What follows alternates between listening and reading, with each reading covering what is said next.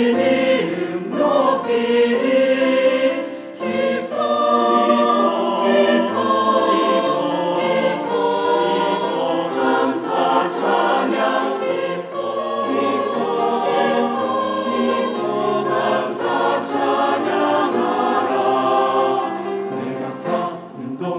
주께 노래하며 주의 이름 찬양하리라.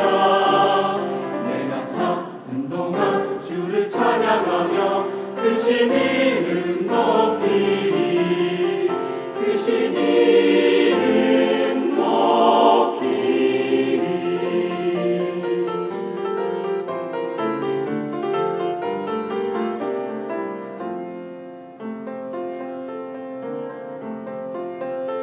나의 입술의 말과 내 마음속의 묵상이 연락되기를 원하네.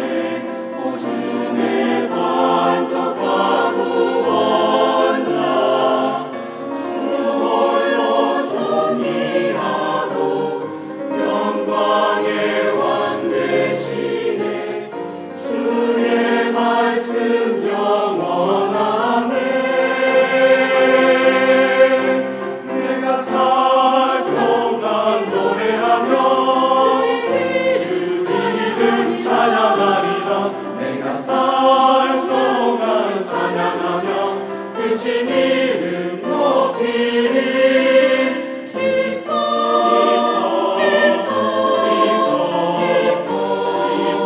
감사 찬양 감사 찬양하라. 주님께 내가 살 동안 찬양하며 주 이름 찬양하리라. 내가 살 동안 찬양하며 크신 이름 높이리. 크신 이름 높이리. 주 찬양 주 찬양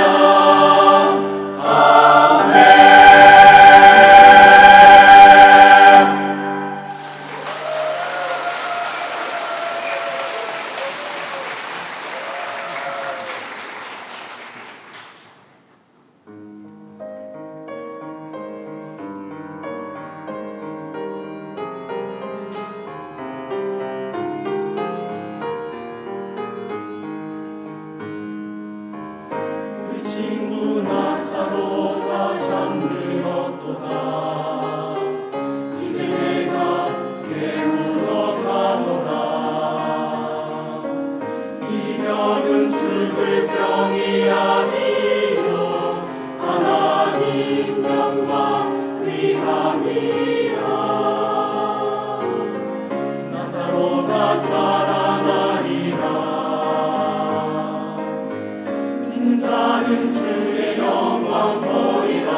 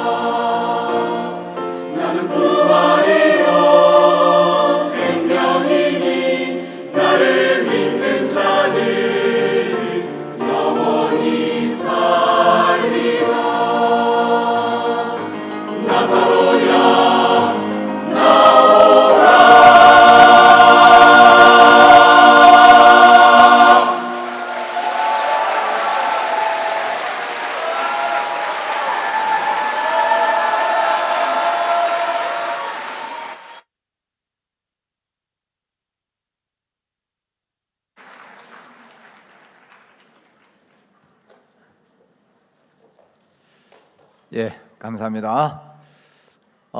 수양의 아카데미도 있고 다양한 프로그램들이 많이 있는데 뭐니 해도 수양의 맛은 말씀에 있습니다.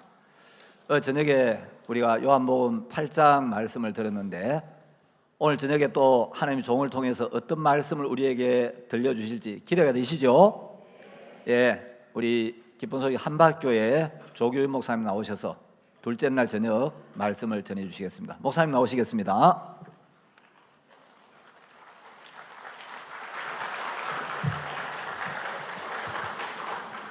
예, 성경 보시겠습니다. 요한복음 4장을 보겠습니다.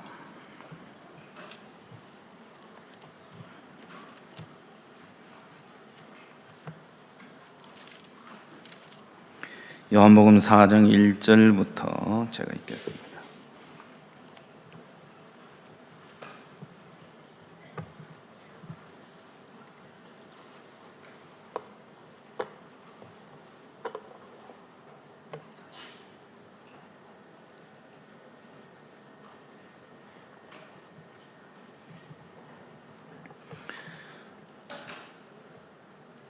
예수의 제자를 삼고 세례를 주는 것이 요한보다 많다 하는 말을 바리새인들이 들은 줄을 주께서 아신지라.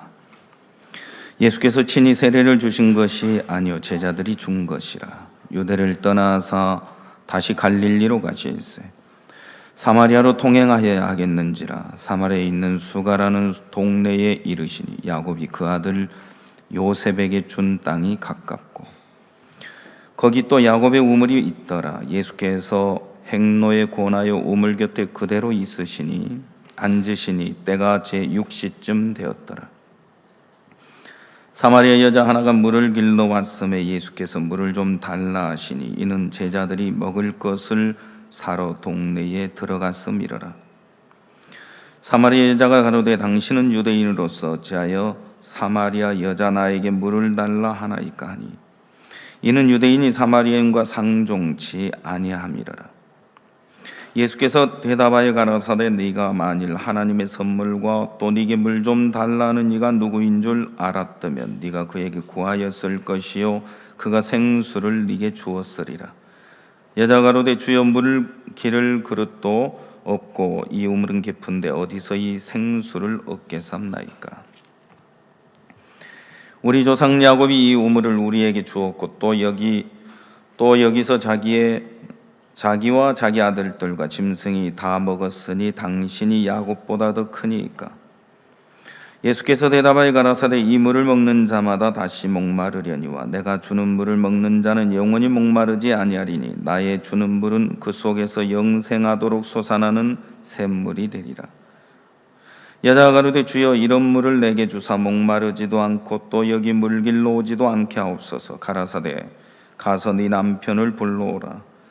여자가 대답하여 가로되 나는 남편이 없나이다. 예수께서 가라사대 네가 남편이 없다 하는 말이 옳도다. 네가 남편 5이 있었으나 지금 있는 자는 내 남편이 아니니 네 말이 참되도다. 18절까지 읽었습니다. 저녁에 말씀을 전하러 올라오기 전에 이 트루스토리를 보는데요. 그걸 보고 있노라면 자꾸 감정이 그 속에 빠져들어서 말씀 전하러 올라와야 되는데 감정이 취하면 이게 말씀 전하기가 그렇잖아요. 그래서 안 봐야지 하는데 보고 있다 보면 빠져드니까 아이고 이렇게 나도 모르게 자꾸 눈물이 나서 애기 엄마들 마인드 강연 가보면 마인드 강연 하기 전에 꼭 상황극을 해요. 그 상황극을 보고 있노라면 또 막 또 눈물이 나요. 그래서 이제 끝나자마자 제가 올라가서 마인드 강연을 해야 되니까 갑자기 이렇게 그 감정에 딱 빠져가지고 나가서 말씀을 전하려고 하면 애를 먹곤 하는데요. 제가 포항에 있을 때인데요. 한 모친이 속 썩이는 아들 때문에 너무너무 고통스러워하고 괴로워하는 거예요. 아들은 말을 안 들으니까 며느리라도 구원을 받으면 좋겠다 싶어서 며느리를 전도를 하는데, 결혼하고 얼마 안 돼가지고 며느리를 전도해서 교회에 데려왔는데, 예배 마치고 상담을 누군가 했는데 4시간을 붙잡아 놓고 상담을 했다 하더라고요. 그리 질려버렸다 하더라고요. 그때 이후로 어머니 교회가 정말 좋은 교회라는 건 알겠는데, 그렇지만 절대 안 갈 거라고. 그때 한번 질린 그 경험이 있어 놓으니까 제가 이제 그 모친에게 이야기를 했어요. 모친님, 아들 수양에 초청 좀 하세요. 아들도 구원받아야죠. 며느리도 수양에 초청 좀 하세요. 구원받아야 불행이 끝나죠. 여러분, 인생이 불행한 것은 가난해서도 아니고, 남편을 잘못 만나서도 아니고, 부모를 잘못 만나서도 아니고, 인생에게 찾아오는 불행은 하나님을 떠나는 데서부터 시작되는 거예요. 그러니까 불행에서 벗어나려고 애쓰지 말고 하나님께 돌이키면, 하나님과 마음이 만나지면 불행은 그 순간 끝나는 거예요. 창세기 1장에 땅이 혼돈하고 공함이 흑암이 깊음이 있지만 빛이 임하면서 흑암이 끝이 나잖아요. 그런 것처럼 우리 마음에 예수님의 빛이 임하면 내 인생의 흑암도 끝나는 거예요. 불행도 끝나고 고통도 끝나고 슬픔도 끝나고, 이제 예수님과 함께하는 그 삶 속에는 기쁨과 소망이 넘치게 되는 것이죠. 모치님하고 앉아서 모치님 이야기를 하니까 이 모치님이 이제 경상도 분이니까 저한테 툭 던지는 말이 안 되니다. 안 된다 이 말이죠. 왜냐하면 모친이 구원받은 지 오래되셔가지고 그렇게 아들 부부를 전도하려고 해봤는데 안 되더라는 거죠. 아니, 모친님 그렇게 생각을 버리라고 그렇게 들으셨으면서도 왜 자기 생각을 안 버리세요? 안 되긴 왜 안 돼요? 돼요. 주님이 해도 안 돼요? 그래 이야기를 했더니, 그러면 마음을 좀 바꾸실 줄 알았더니 한마디 툭 던지고 돌아서서 가버리시더라고요. 뭐라고 하는지 아세요? 됩니다.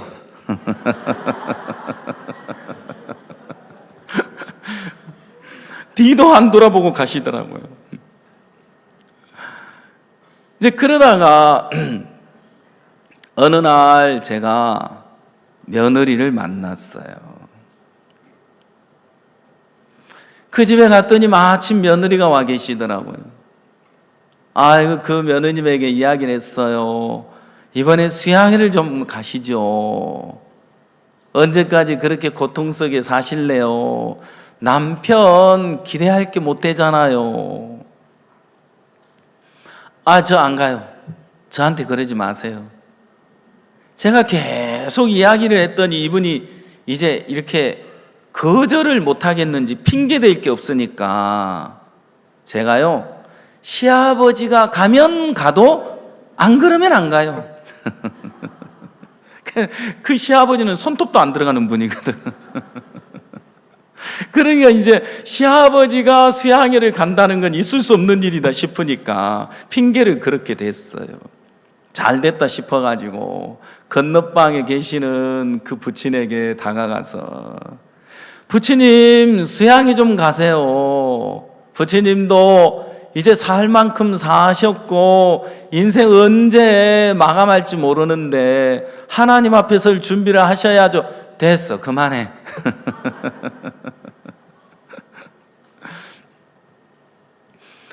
제가 이제 그러면서 이야기를 했어요. 부친님, 근데 중요한 건요, 아니 아드님 때문에 저 며느리가 얼마나 고생하고 삽니까? 저 며느리 구원받아서 행복하게 살아야죠. 부처님 그거 안 바라세요? 바라지.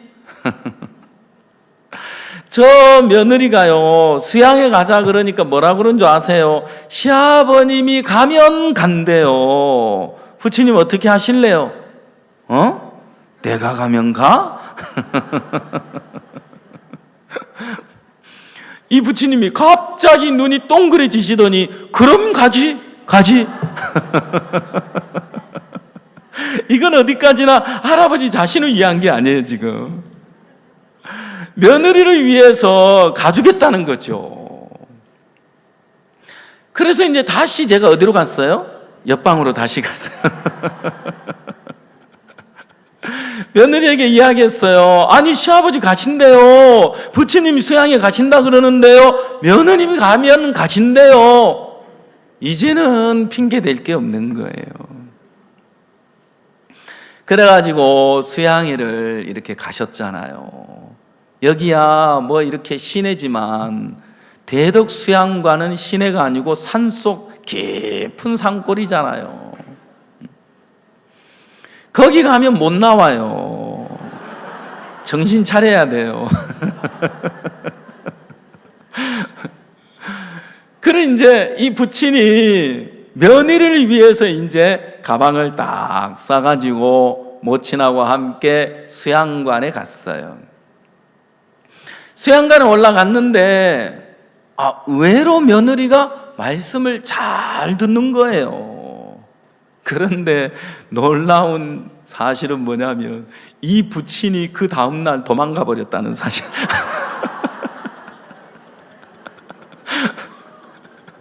아니 세상에 그 한 3km 될 거예요. 근데 어떻게 도망을 가셨는지 그 산을 내려가셨는지 하여튼 부친은 그 길로 이제 집으로 가버리시고 이 며느리가 끝까지 앉아서 말씀을 들으면서 구원을 받았다 아닙니까?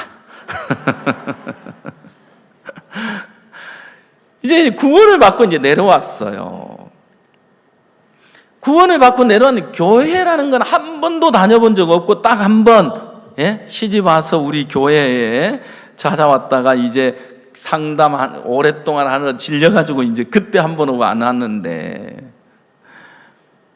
이분이 구원받고 와서 보니까 남편 혼자 싱크대 막 라면 삶아 먹은 그 그릇이 막 가득 쌓여져 있더래요. 그래 이제 다 청소를 해놓고 저녁에 남편이 오기를 기다리고 있는데 밥상을 차려놓고 같이 식사를 하는데 남편이 툭 한마디 던졌어요. 잘 갔다 왔나? 잘 갔다 왔다. 가서 세뇌 당했나?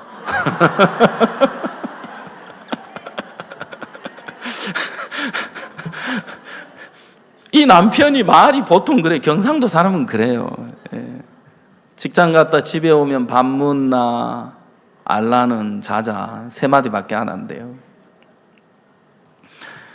가서 세뇌 당했나? 또 부인도 재밌어요. 세뇌 당했다. 어떻게 구원받았는데? 이제 이 남편은 어릴 때부터 교회를 다녔어요. 일반 교회를. 학생 때는 경북 지역 기독 총학생 연합회 회장이었다 하더라고요. 근데 이제 아내에게 구원받았나 하고 물었어요. 구원받았다. 어떻게 받았는데? 이렇게 물었어요. 중요한 건 이 부인이 성경을 모르잖아요. 이 설명을 할 도리가 없는 거야. 죄 없다 가더라.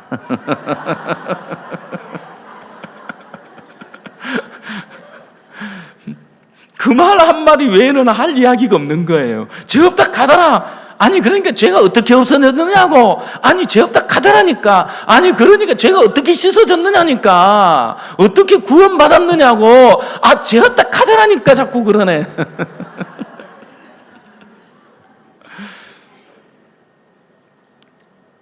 그러더니 남편이 하는 말이 너 잘 들으래.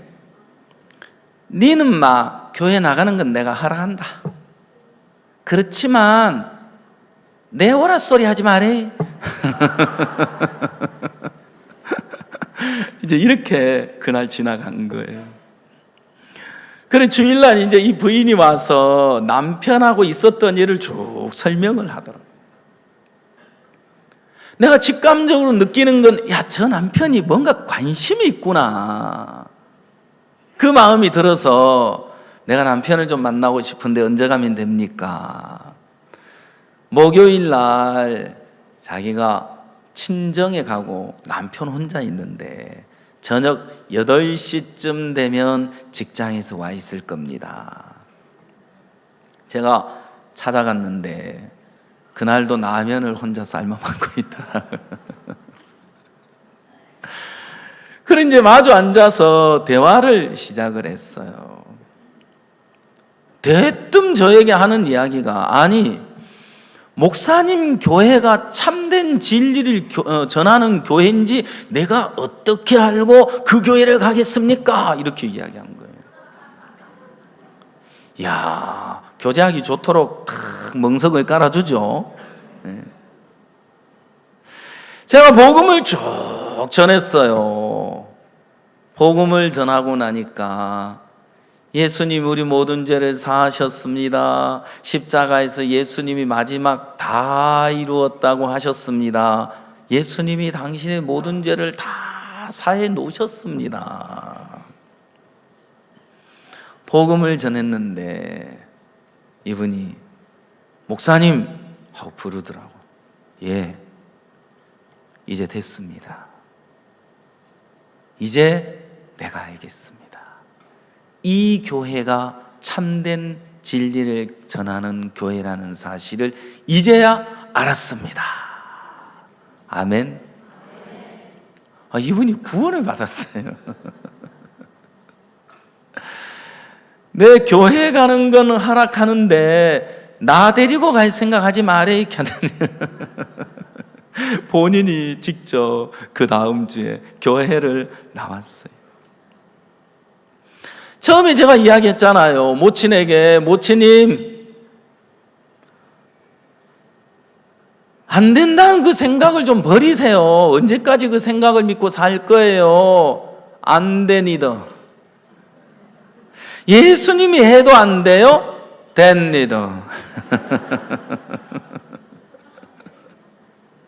여러분, 예수님이 하셔도 안 돼요?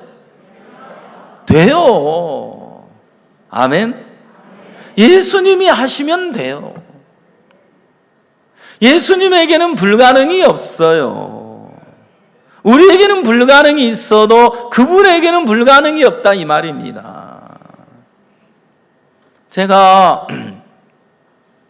형제 자매들과 앉아서 자주 시간이 있을 때마다 상담을 하죠. 상담을 하다 보면 재밌는 건 한 사람 한 사람 이야기를 듣는 동안 어쩜 이분들은 구원을 받았는데도 예수님 이야기는 한마디도 안 하고 형편만 저렇게 말하나. 참 신기하죠, 그죠? 처음부터 끝까지 형편을 이야기하고 있는 거예요. 저는 제가 할 일이 딱 하나 있어요. 이분들은 어떻게 형편만 메어 사나? 예수님이 계시는데. 여러분, 구원받은 사람의 마음 안에는 예수님이 살아 계십니다. 그렇죠? 예, 예수님이 살아 계셔요. 어떤 문제를 만나든 어떤 형편을 만나든 예수님과 연결을 지으면 그 문제는 더 이상 내 문제가 아니라 예수님의 문제가 되는 겁니다. 근데 형제자매들은 지혜가 없어서 어리석고 미련해서 형편을 보면 그냥 형편에 매이고 형편의 종이 돼서 끌려다니기 바쁜 거예요. 예수님과 연결을 지을 줄 모르더라 이 말이에요. 여러분 삶 속에 하나 열이면 열, 백이면 백, 어떤 문제가 찾아왔든지 예수님과 한번 연결을 시켜봐요. 해결이 되나 안 되나? 예수님이 일을 하시나 안 하나? 예수님이 하시면 돼요. 맞아요? 자, 따라해봐요. 예수님이 하시면 된다. 예, 예수님이 하시면 돼요. 맞아, 나는 불가능하지만, 나는 안 되지만, 내가 해서는 안 될 것 같지만 주님이 하시면 돼. 요한복음 6장에 예수님이 빌립에게 큰 무리가 자기에게 나오는 것을 보시고 어디서 떡을 사서 이 사람들을 먹게 하랴 그랬단 말이에요. 어디서 떡을 사서? 빌립은 이야기합니다. 200데나리온의 떡이 있을지라도 부족하리이다. 여러분, 이제 예수님과 빌립과 대화가 시작이 됐어요. 자, 예수님과 마주보며 대화를 하고 있잖아요. 큰 무리가 예수님께 나오시는 걸 보면서 어디서 떡을 사서 저들을 먹이겠느냐? 예, 200데나리온의 떡이 있을지라도 부족하겠나이다. 여러분, 어디서 떡을 사야 하죠? 어디서 떡을 샀는데 200데나리온의 떡이 있을지라도 부족하겠다고 이야기하는 거죠? 어디서 떡을 샀기 때문에요. 여러분, 예수님에게서 사면 부족함이 없어요.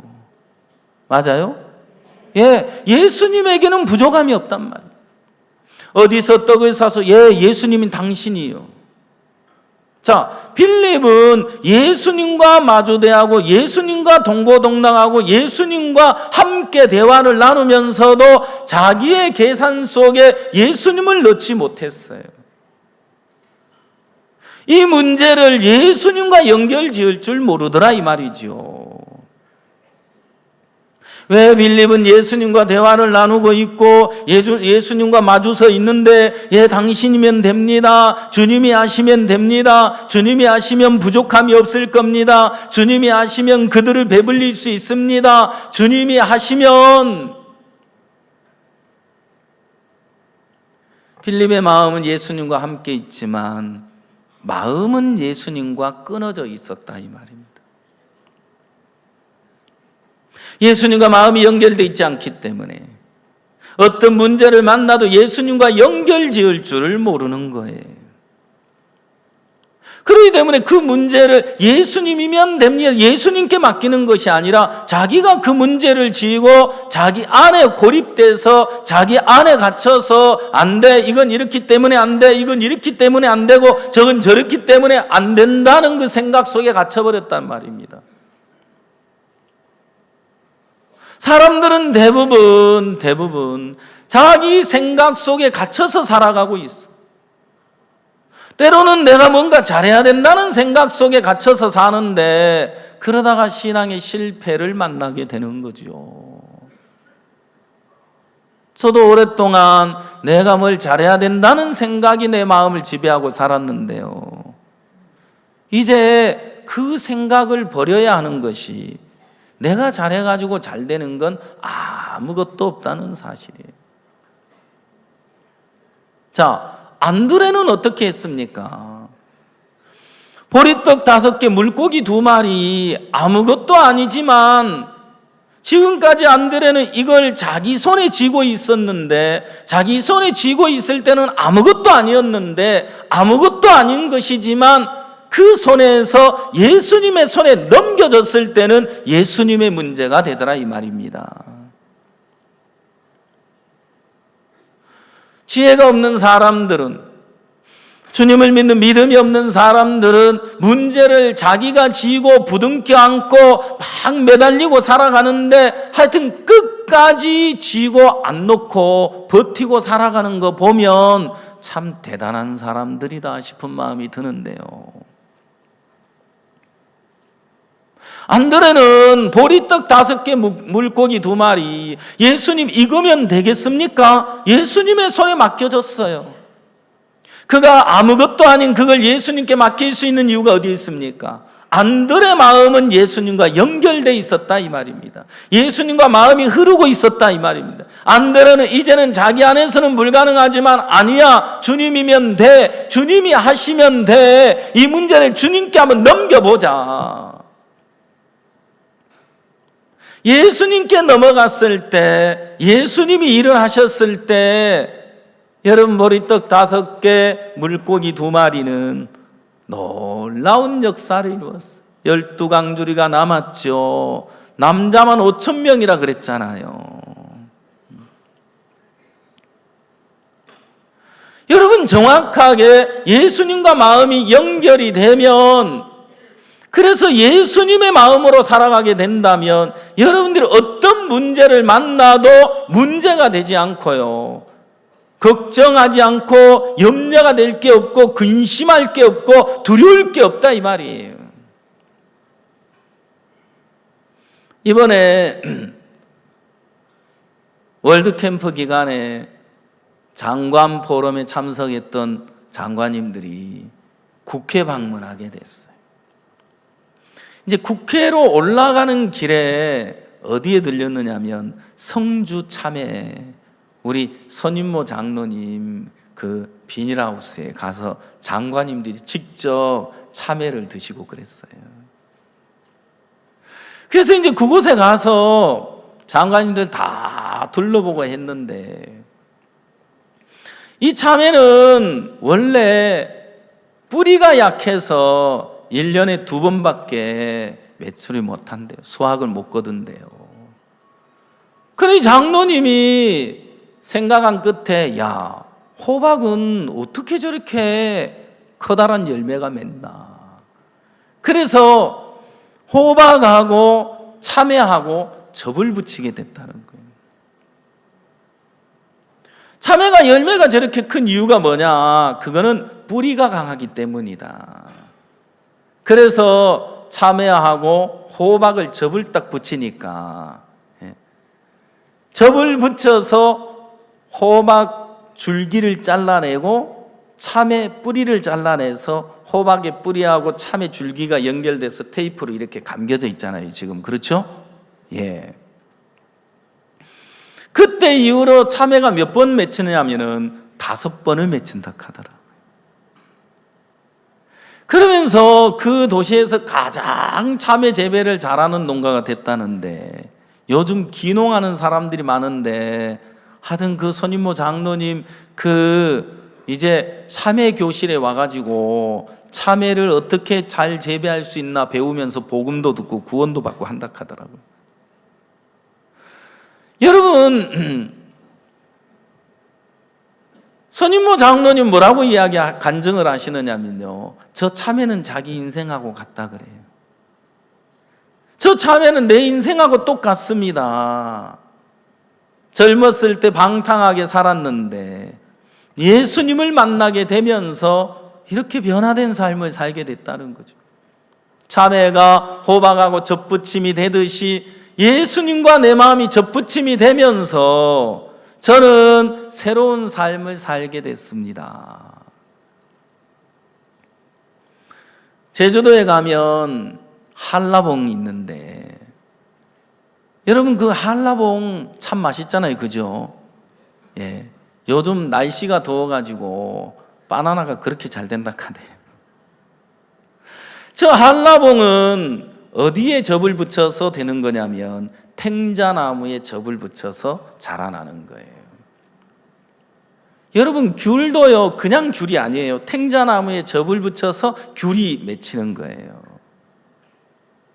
그러면 이게 이제 접이 딱 붙여져서 밑에는 뿌리가 탱자나무 뿌리잖아요. 위에는 한라봉이 자라고 귤이 자라고 있는 거예요. 여러분 그 귤을 먹고 나서 귤씨를 심으면 귤이 나올까요? 탱자가 나올까요? 약간 대답이 확실하지가 않네요. 탱자가 나올까요? 귤이 나올까요? 아, 그렇습니까? 예, 좋습니다. 근데 이제 최근에 제주도 농가에는 굉장한 한라봉 피해를 겪고 있는 게 뭐냐면, 이게 탱자나무에 한라봉을 접을 붙였는데 이 한라봉 몸체에서 자라난 뿌리가 있는 거예요. 이거 자근이라고 하는데 거기서 자라난 뿌리가 있는데 이 뿌리가 뻗쳐나가면 이 뿌리가 뻗쳐나가서 뿌리를 내리게 되면 이 나무에는 열매가 맺지를 않아요. 왜 한라봉이 탱자나무에 접을 붙여야 되는 탱자나무 뿌리가 강하기 때문에 그래서 그 탱자나무에 한라봉을 접을 붙였을 때 무성한 열매가 맺혀진단 말이에요. 그런데 자라다가 자근이 자라나가지고 뿌리가 내렸을 때 이렇게 열매가 전혀 맺혀지지 않는단 말이에요. 그래서 그 자근 때문에 피해를 보는 농가가 굉장히 많다 그러는데요. 반드시 그 한라봉 자근 거기서 자라난 뿌리를 잘라줘야만 된다 이 말이에요. 그래서 지금 이제 굵게 자라난 이제 뿌리가 자근이에요. 약간 가늘게 뻗쳐 있는 그 뿌리가 탱자나무 뿌리고 말이에요. 근데 저게 땅에 뿌리를 내려버리면 이제는 정상적인 한라봉이 자랄 열매가 맺힐 수 없다는 거죠. 여러분, 이건 뭘 의미하고 있느냐면 우리가 하나님의 말씀을 들을 때 누구나 다 마음에 생각을 가지고 있어요. 내가 옳다는 그 생각이 내 마음을 주장하고 있는 동안 하나님 말씀을 거부하게 되고 하나님의 말씀을 밀어내게 된다 이 말이에요. 여러분, 아담과 하와가 범죄할 때 선악과를 먹지 말라, 먹는 날에는 정령 죽으리라, 선악을 알게 하는 나무 열매를 먹지 말라고 하셨어요. 그런데 아담과 하와는 그걸 따먹어 버렸어요. 그 선악과를 따먹으려면 선악을 알게 하는 나무 열매를 먹지 말라, 먹는 날에는 정령 죽으리라는 말씀을 짓밟을 때 가능하다 이 말이에요. 여러분, 내 생각을 따라 사는 사람들은 결국 말씀을 짓밟고 내 생각이 옳다고 믿기 때문에 말씀을 짓밟아버리고 지나가고 있다 이 말이에요. 우리는 살아가면서 내가 옳다는 그 생각 하나 때문에 말씀을 짓밟고 주님을 짓밟고 여러분 교회를 짓밟고 종을 짓밟고 지나가면서 내 생각을 따라 살아갈 때가 너무나 많다는 것입니다. 한라봉이 정상적으로 맺으려면 자근을 잘라내줘야만 하는 거예요. 그 자근이 찢겨져 나가면 무성한 열매가 한라봉 열매가 맺혀지는 것처럼 정확하게 우리의 마음이 하나님의 말씀과 연결되어지려면 내 생각이 버려져야 한다 이거죠. 성경은 이렇게 이야기하잖아요. 하나님의 생각과 내 생각이 다르다. 인간의 생각과 하나님의 생각이 다르다 그랬어요. 그렇기 때문에 내 마음에 자리 잡고 있는 내 생각이 버려지고 하나님의 말씀이 자리를 잡으면 그 말씀이 한마디만 내 마음에 착상을 해도 그때부터 말씀이 나를 이끌어 가도록 돼 있는 겁니다. 목사님이 어떤 사역적 교제를 해 주시는데 자네 내가 할 수 없다는 사실을 알면 말씀이 내 마음에 와서 저절로 믿어지게 돼. 말씀이 저절로 내 마음에 믿어지게 되면 그때부터 말씀이 나를 이끌어가게 되는 거야. 저는 오랫동안 내 생각을 믿고 살아가면서도 그래서 생각의 종이 돼서 어떤 말씀이 들려져도 어떤 말씀을 깨달아도 생각의 종이 돼서 생각에 이끌려 살아가는 사람들은 생각이 말씀을 이겨요. 말이 안 되는 소리 같지만 여러분, 내가 아는 이론은 능력이 되지 않아요. 내가 깨달은 것도 능력이 되지 않아요. 정확하게 생각 생각이 버려지고 하나님 말씀이 여러분 마음에 착상이 되면 그때부터 말씀이 여러분을 이끌어가게 되고 말씀이 여러분 속에 찾아오는 모든 생각을 이기게 되는 거예요. 그러나 생각의 종이 돼서 생각이 끄는 그대로 끌려다니며 사는 사람들은 지금 내 마음에 말씀이 들려오는데 다 밀려나가는 거예요. 마음에 와닿기 전에 벌써 떠내려가 버리고 없어요. 기전에 때리죠. 제가요, 정신병자가 되는 것 같았어요. 왜냐고요?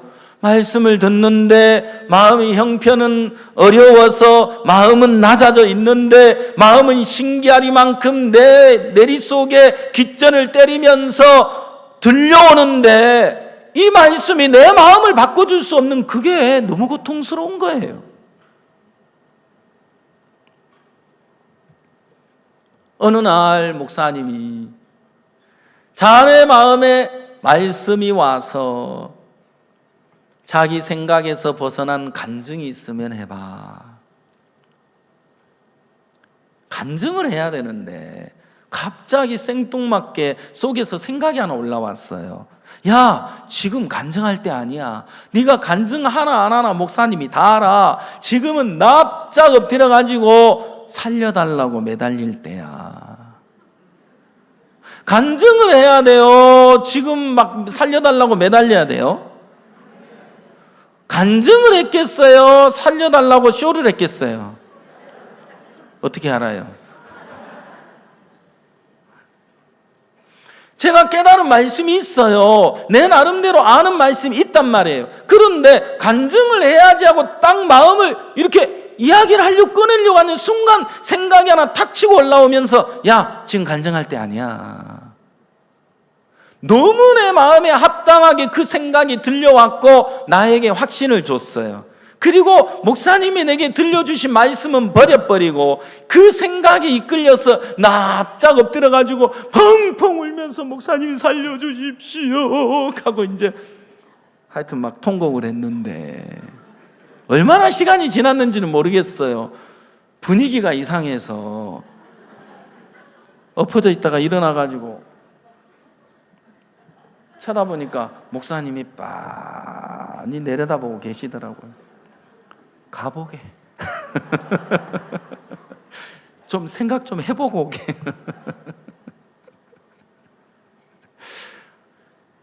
야, 이럴 때 뭐라고 표현을 해야 될지 모르겠지만 미친놈이 따로 없더라고요. 여러분, 말씀은 생각을 이겨요. 맞아요?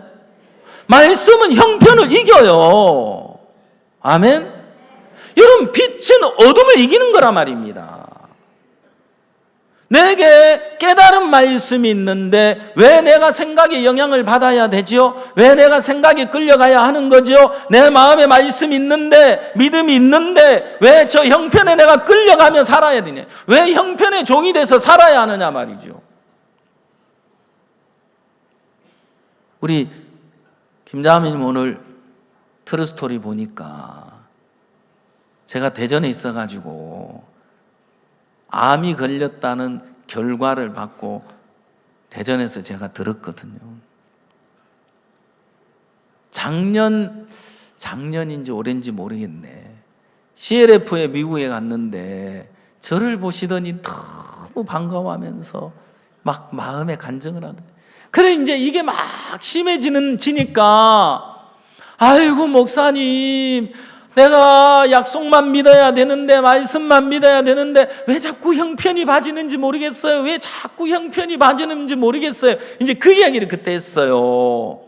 제가 그때 그랬어요. 자매님 믿음으로 왜 살려고 해요? 자매님 믿음 가지려고 애쓸 필요도 없어요. 목사님이 믿음을 갖고 계시잖아요. 목사님이 그거 아무것도 아니라고 했잖아요. 목사님 믿음으로 사는 거예요. 그러니까 내 믿음으로 내 마음으로 이겨나는 것이 아니라 말이에요. 정확하게 믿음이 임하면 믿음이 모든 형편을 이기는 거예요. 저는 졌어요. 왜 생각이 지죠? 왜 생각에 내가 반응하지요? 왜 생각에 끌려다니게 되지요? 이미 생각의 종이 돼서 살아왔으니까. 아직도 생각의 종이 돼서 끌려가고 있는 거예요. 생각이 그 마음을 주장하고 있는 동안 어떤 신령한 말씀도 그 마음에 착상이 될 수 없어요. 역사할 수 없다는 거죠. 그래서 생각을 버려야 하는 것이에요. 내가 잘하려고 하는 생각을 버려야 되는데, 내가 옳다는 그 생각을 버려야 한단 말이에요. 하나님 앞에 나를 세워보면 선한 사람 없어요. 하나님 앞에 나를 세워보면 옳은 사람이 아무도 없단 말이에요. 뭘 주장할 거예요? 먼지에 불과한 인생이, 한 줌의 흙덩어리에 불과한 인생이, 여러분, 흙은 누가 와서 오줌을 싸든 똥을 싸든 그냥 흡수하고 받아들이도록 돼 있는데, 내 마음은 왜 계속해서 말씀을 거절하고 있고 거부하고 있고 마음에서 밀어내고 있는 힘이 어디서 왔느냐는 거죠. 사단이 내가 옳다는 생각을 줬다 이 말이에요. 사단에게 속고 살아가고 있기 때문에, 사단에게 쏘아서 한마디도 들을 수가 없고 어떤 형편도 받아들일 수가 없고 어떤 형편도 용납할 수 없는 내가 옳다는 그 생각이 그렇게 우리를 불행하게 만들고 있다는 것이죠.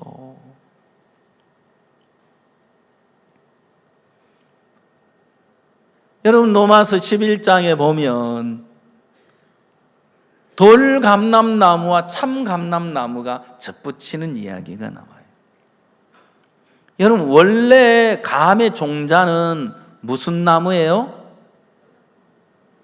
고염나무예요. 저는 고염나무인 줄 알았더니 찾아보니까 고염나무라 하더라고요. 어릴 때 하여튼 그 먹감이라 그러면서 이만한 감 있잖아요. 그건 아무도 안 따가요. 그죠? 근데 겨울에 그 막 배고플 때 막 그거 따먹으면 맛있잖아요. 그 고염. 이 고염나무가 있는데요. 근데 이제 이 고염나무에다가 뭘 접붙여야 되죠? 단감을 접을 붙이면, 예? 고염나무에 단감을 접을 붙이면 단감이 나오겠어요? 고염이 나오겠어요? 단감요? 예. 농업 시간은 아니지만 한번 손을 들어 봐야 되겠네요. 자, 이 고염에다가 단감을 접붙이면 단감이 열린다. 손 한번 들어봐요. 내리세요. 고염이 열린다. 손 들어봐요. 아, 괜찮아요. 자신 있게 손 들어보세요. 발 드실래요? 자, 여러분, 고염에다가 단감을 접을 붙이면 단감이 맺습니다. 자, 그런데 이 단감의 씨를 심으면 고염이 납니까? 단감이 납니까? 예, 고염이 납니다. 고염이 납니다.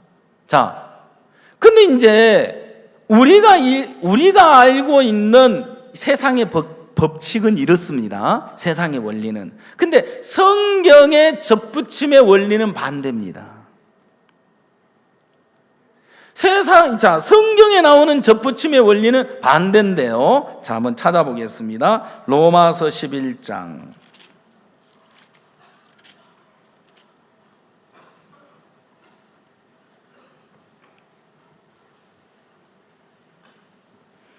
(17절) 보겠습니다.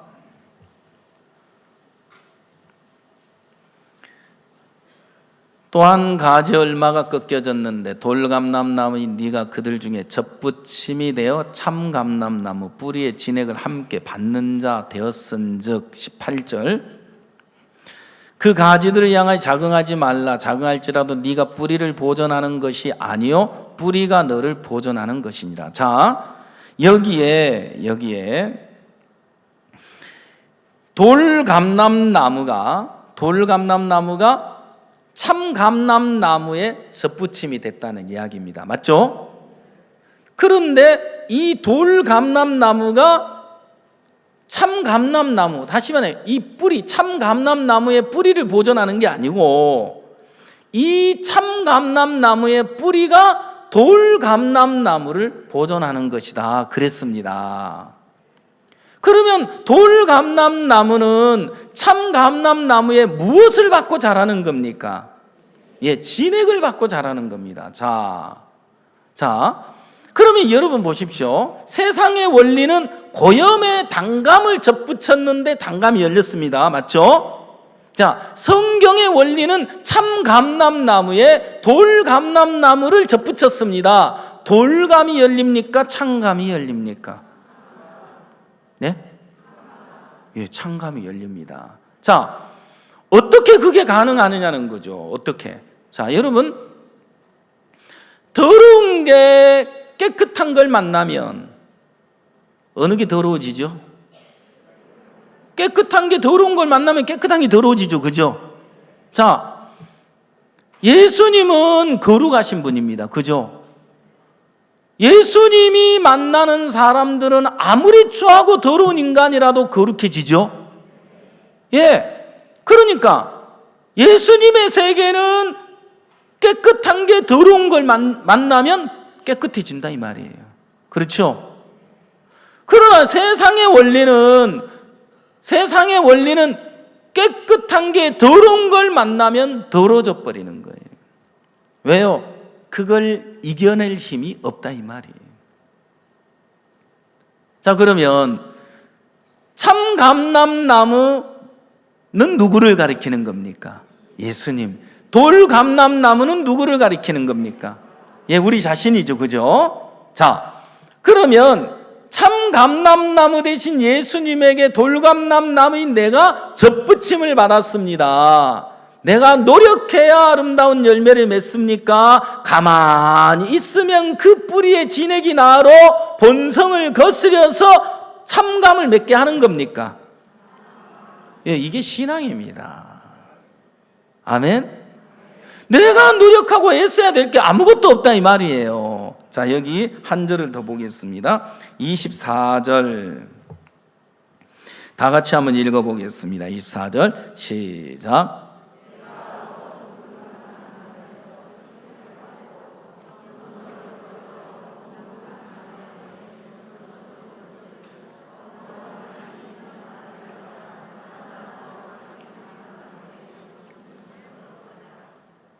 자, 내가 원 돌감람나무에서 찍힘을 받고 본성을 거스려 좋은 감람나무에 접붙임을 얻었은즉. 자, 돌감람나무에서 찍힘을 받았을 때 예수님, 참 감람나무 대신 예수님에게 접붙임을 받는 겁니다. 맞습니까? 예, 찍힘이 와야 되는 겁니다. 사망이 와야 하는 겁니다. 아, 내가 스스로 뭘 해가지고는 저주구나. 내 잘한 것으로는 멸망이구나. 그래서 마음에서 사망이 오고 마음에서 저주가 오고 마음에 심판이 오고 찍힘이 왔을 때 그는 참 감람나무 대신 예수님에게 접붙임을 받게 되는 것이라 말입니다. 그런데 돌감람나무인 내게 어떻게 참감이 열리지? 돌감람나무인 내게 어떻게 참감이 맺어? 여러분, 우리는 많은 사람들이 사단에게 속아서 아직도 자신을 기대하고 있는 겁니다. 아직도 자신을 바라보고 있는 겁니다. 아직도 자기에게서 조건을 찾고 있는 겁니다. 목사님이 암으로 죽어가는 그 자매에게, 여러분 정말 죽음 앞에 있는 형제에게, 형제, 자매, 자기 바라보지 마. 구원은 은혜로 받는 거잖아. 절대 자기 바라보지 마. 주님만 바라봐. 아멘. 여러분, 나를 바라보고 예수님을 믿는 게 아니에요. 십자가를 바라봐야죠. 여러분, 나를 바라보면 실망할 조건밖에 없어요. 제가요, 좀 유명한 사람이에요. 왜냐고요? 과거가 화려해서요. 우리 선교에 압곡동 연수원이 생겼는데 압곡동 연수원 1기생이에요. 그때 14명이 명단이 발표됐는데 사실 저는 그 14명에 들어갈 사람이 아니었어요. 거기 압곡동 연수원에 들어갈 사람들을 33명 중에 13명이 뽑혔는데 14번째는 누구냐고요? 저였어요. 14번째 저는 30인에 포함되지 않았어요. 예, 저는 그 30명을 교제하는, 이 14명을 선정하는 교제위원이 돼서 교제하다가 끌려갔어요. 제가 갔더니 다 눈이 동그래가지고 있는 거예요. 뭐야? 조균 목사 왜 이름이 들어갔지? 우리를 교제해준 교제위원 아니야? 야, 이제 죽어났다. 그 깐깐한 조균 목사 교감으로 오는구나. 교감이 아니라 내가 지금 붙잡혀가는 거라니까. 그 연수원에 가 있는데 누가 그러더라고요. 거기는 실미도라고. 거기는 계급장 다 떼요. 그러면 갓 사역 나갔다가 들어온 이제 뭐 전도사님 몇 년씩 목회를 하는 사람이나 안장을 떼고 같이 지내니까 형제님 하고 이제 지내는 거죠. 새파란 전도사님들 몇 사람이 저를 딱 둘러앉더니 인민재판이 시작이 됐어요. 조 형제님, 한번 이야기해봐요. 우리보다 사역도 오래 했죠? 지역장까지 해먹었죠? 죄는 더 많이 지었을 거 아니에요? 하고 이제 인민재판이 시작이 됐어요. 제가 명언을 남겼어요. 야, 난 니들처럼 안 살았어, 야? 알았어?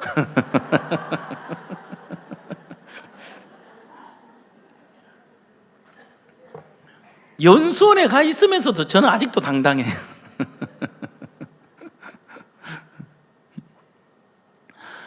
여러분, 제가 저 자신을 한번 파보는 거예요. 예? 제 속을 한번 파들어가 보는 거예요. 도대체 속에 뭐가 들었는지.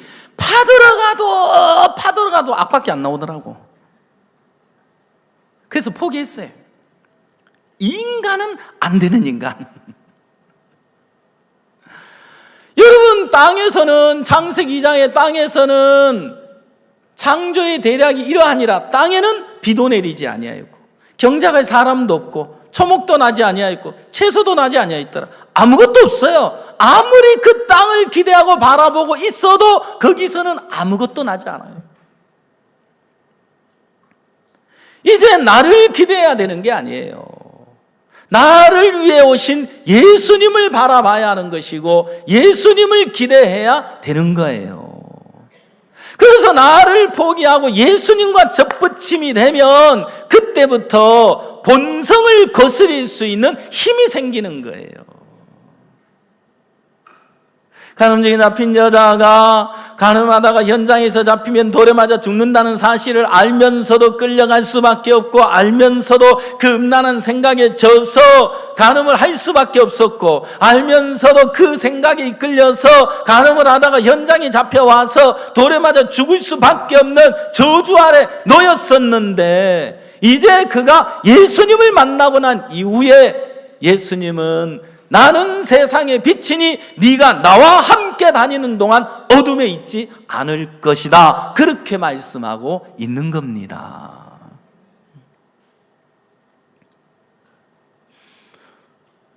우리는 스스로 본성을 거스릴 힘이 없습니다.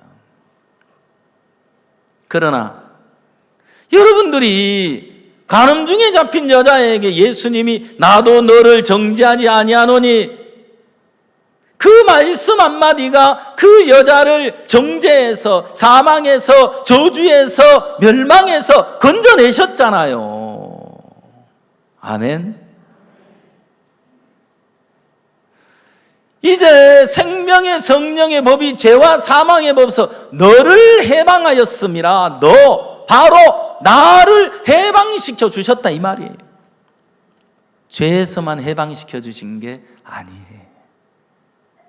내 연약함에서 부족한 데서 어떤 어렵고 어두운 그 절망스러운 형편 속에서 예수님은 완벽하게 우리를 건져내시고 해방시켜 주신 줄 믿습니다. 로마서 3장 23절 모든 사람이 죄를 범하였으며 하나님의 영광에 이르지 못하더니 그리스도 예수 안에 있는 구속으로 말미암아 하나님의 은혜로 값없이 의롭다 하심을 얻은 자 되었느니라. 죄인인데 분명 주님은 의롭다고 말씀하고 계시더라는 거죠. 오늘 이 사실을 믿음으로 예수님과 접붙임이 되는 겁니다. 아멘.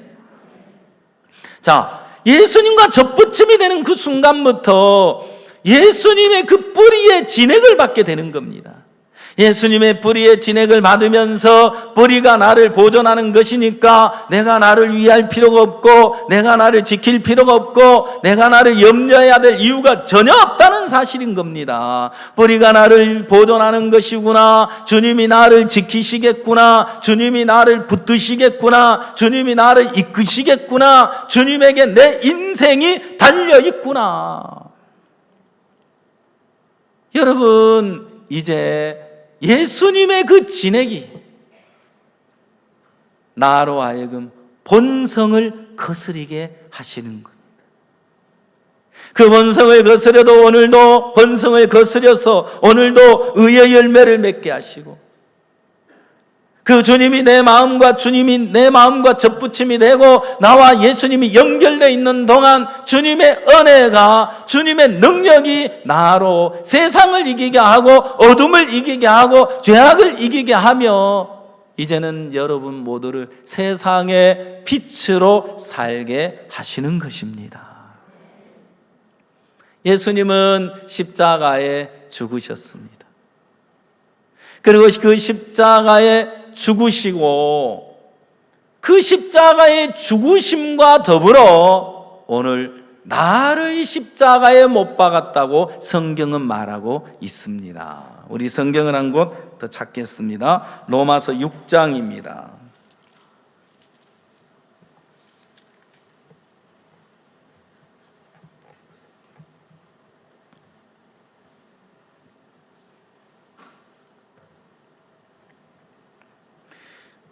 로마서 6장 3절입니다. 무릇 그리스도 예수와 합하여 세례를 받은 우리는 그의 죽으심과 합하여 세례 받은 줄을 알지 못하느냐. 그러므로 우리가 그의 죽으심과 합하여 세례를 받음으로 그와 함께 장사되었나니 이는 아버지 영광으로 말미암아 그리스도를 죽은 자 가운데서 살리심과 같이 우리로 또한 새 생명 가운데서 행하게 하려 함이니라.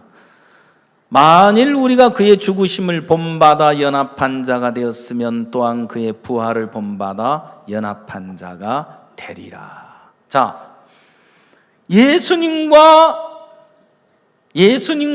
연합하여, 자, 이게 무릇 그리스도 예수와 합하여 세례를 받은 우리는 그의 죽으심과 합하여 세례를 받았다 그랬죠. 자, 여러분, 예수님이 세례를 받으셨습니다. 어디서? 요단강가에서.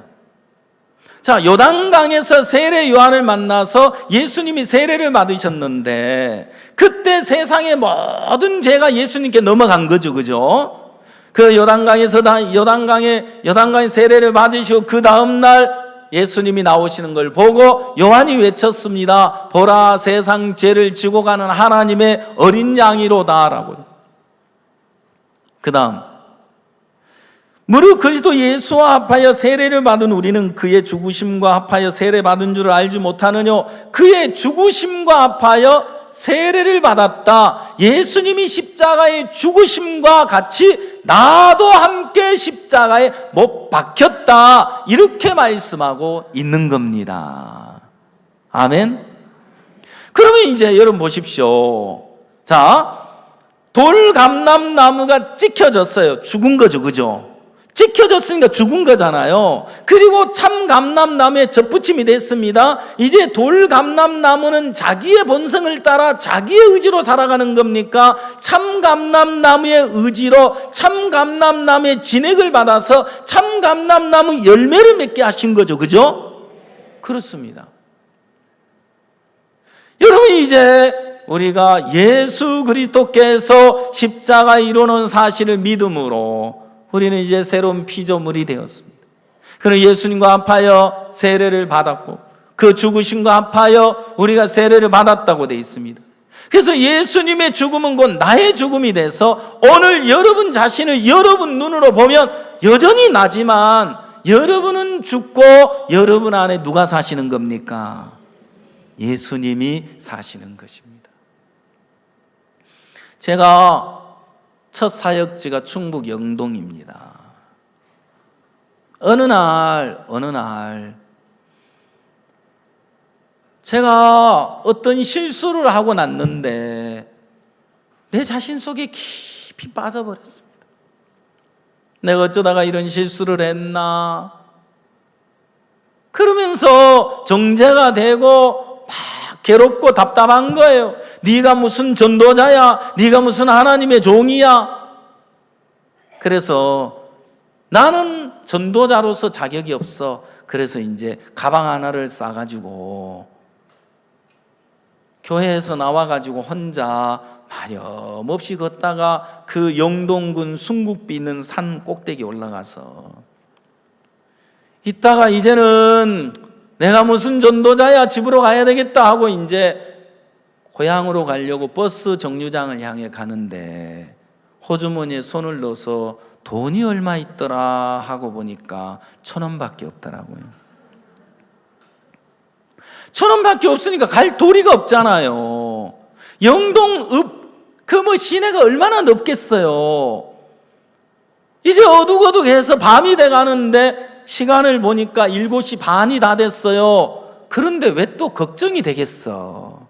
오늘 저녁 예배 누가 인도하노?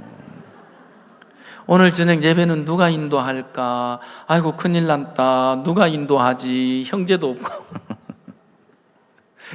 그 걱정을 하고 있는 거예요. 아, 내가 지금 교회를 떠날 판인데 네가 무슨 전도자라고 무슨 설교를 한다 그래. 그러면서 땅만 쳐다보고 걸어가고 있는데 이상한 데가 나왔어요. 어디서 많이 본 데더라고. 고개를 들고 보니까 예배당 문 앞에 왔어요. 7시 40분이 됐어요. 내가 안 오니까 조용히 성경만 보고 있더라고. 전도사를 찾지도 않고. 그러니 문을 열고 딱 들어가서 이제 강대상에 앉아가지고 주여 하고 기도를 하는데 하나님 실패하셨습니다.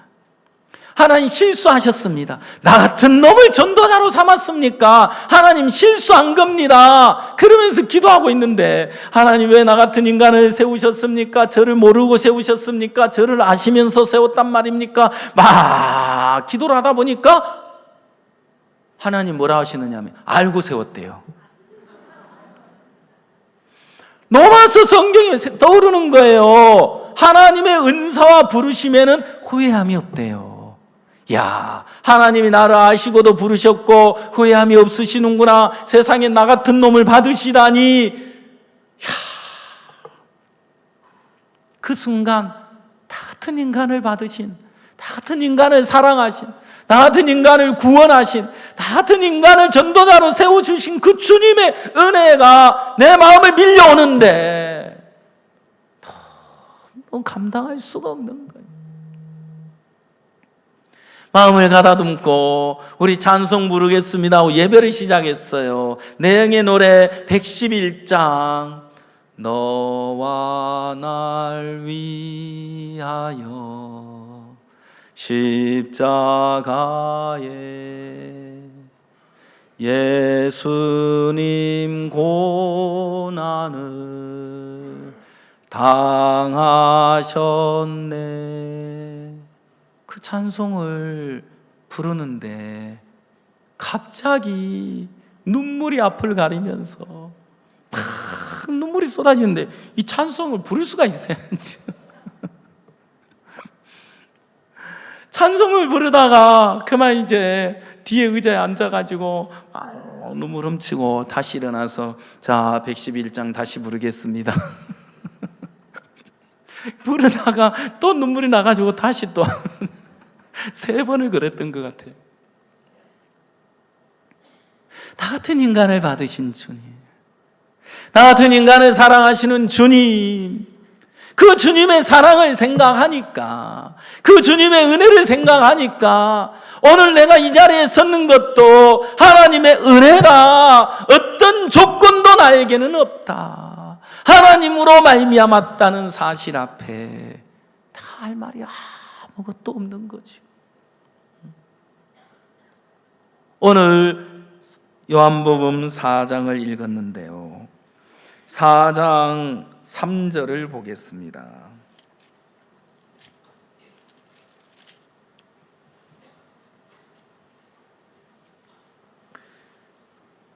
유대를 떠나서 다시 갈릴리로 가실새 사마리아로 통행하여야 하겠는지라. 자, 그 다음에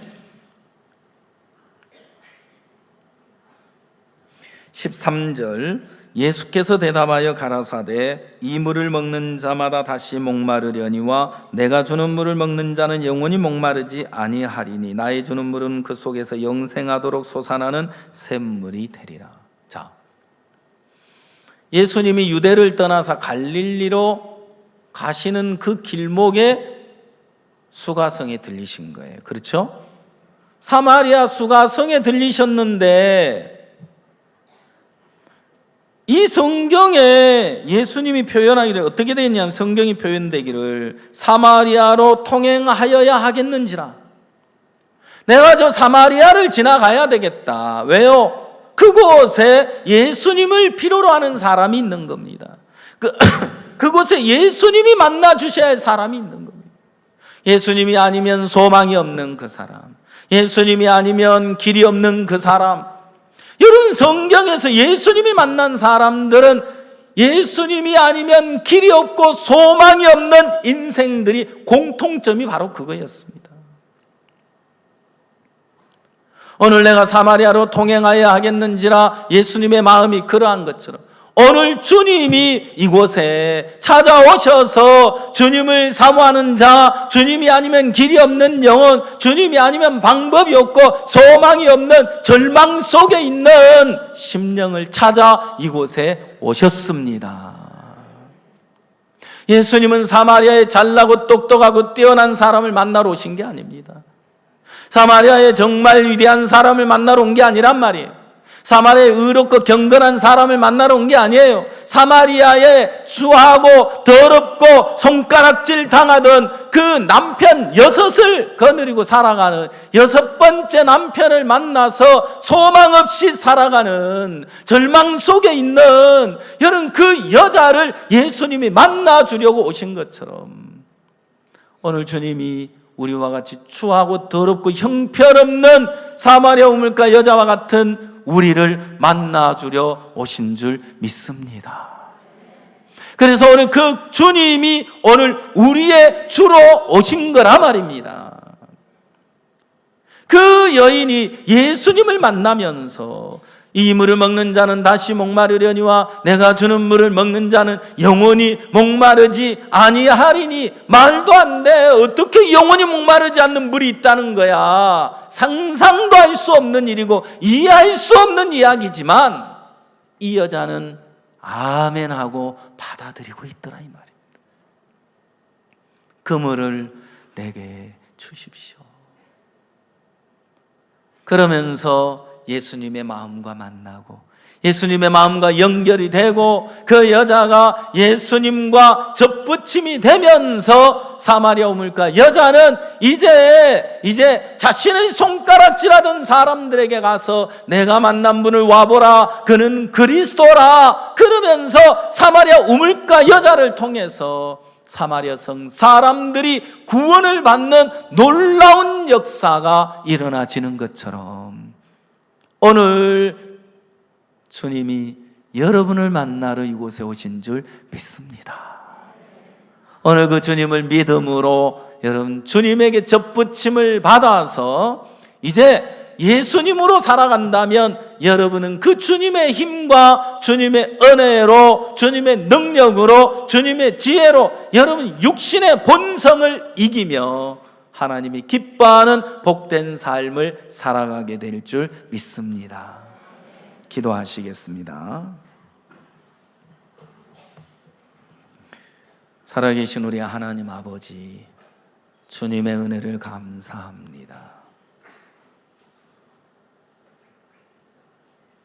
뿌리가 약한 참외가 뿌리가 강한 호박과 접붙임이 되듯이 돌감람나무인 우리가 지킴을 받아서 참감람나무 대신 예수님께 접붙임을 받았을 때 내 본성을 따라서 살 수밖에 없는, 죄악 속의 삶을 살 수밖에 없는 그런 저들이지만 참감람나무 대신 예수님께 접붙임을 받음으로 이제는 그 육신의 본성을 거스려서 주님의 열매를 맺으며 주님이 기뻐하는 삶을 살게 되는 것을 감사드립니다. 사마리아 우물가 여자를 주님 만나 주셨습니다. 그리고 예수님은 생수가 되셔서 영원히 목마르지 않은 생수를 주셨습니다. 이제 우리 안에 그 샘물이 샘솟듯 하게 될 줄 믿습니다. 이제 이곳에 사마리아 우물가 여자, 그 사마리아에 잘나고 똑똑한 사람 많지만, 뛰어난 사람 많지만 가장 추하고 더럽고 형편없는 그 여인을 만나러 오셨던 것처럼 오늘 이 자리에 참석한 모든 형제자매들, 그리고 이곳에 온 구원받지 않은 한 분 한 분, 정말 소망 없는 우리 한 사람 한 사람을 주님이 만나 주시고 우리를 의롭게 하시고 온전케 하신 그 은혜로 말미암아 하나님 앞에 담대히 서게 되는 줄 믿습니다. 이제 주님이 십자가에 못 박히듯 우리도 주님과 합하여 죽은 자가 되었습니다. 이제 우리 안에 예수님이 사시고 이제부터 주님이 우리의 삶을 주관하시며 이끌어가 주시고 예수님 우리 삶을 대신 살아주실 걸 생각할 때 감사드립니다.